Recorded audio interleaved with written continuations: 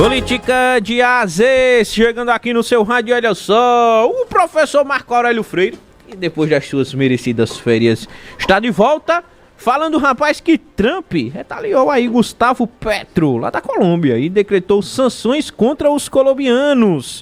O presidente da Coreia do Sul é indiciado por insurreição. E eleição na AMUP pode ter 5 candidatos. Sabe quem vai falar sobre tudo isso? É o professor Marco Aurélio Freire. Bom dia, professor. Bom dia, ouvintes da Rádio Cidade. Bom dia, ouvintes do Café Forró e Notícia. Bom dia, meu amigo Lucas Medeiros. Lucas, segunda-feira é hora de fazermos um giro da política.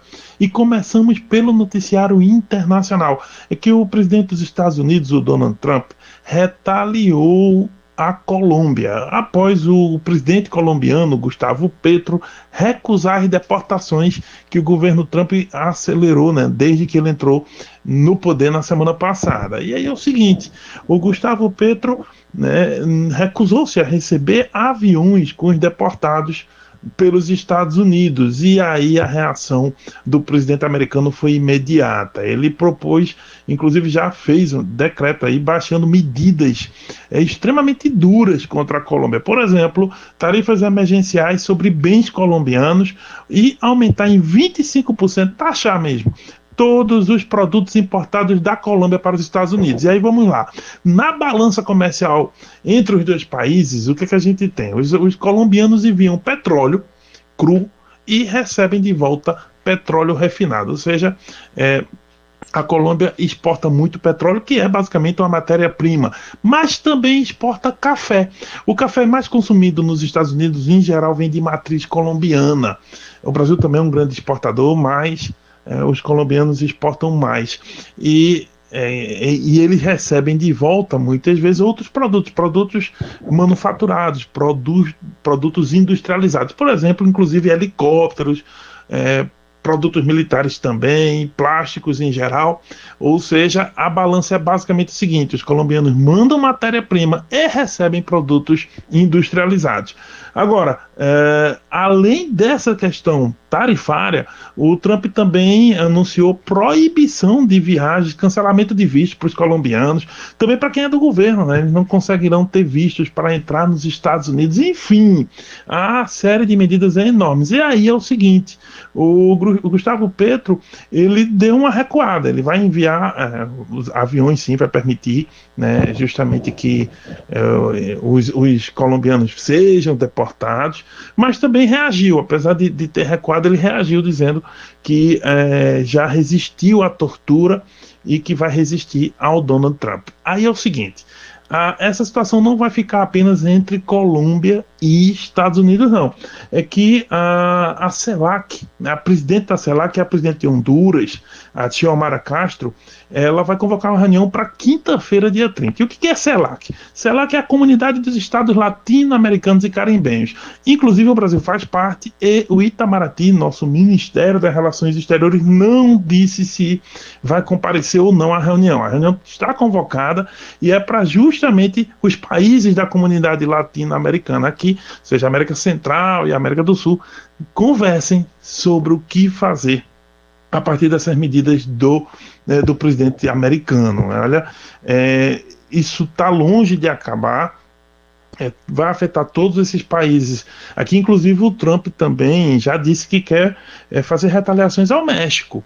E ao México, aí, a relação entre México e Estados Unidos tem muita importação e exportação entre os países.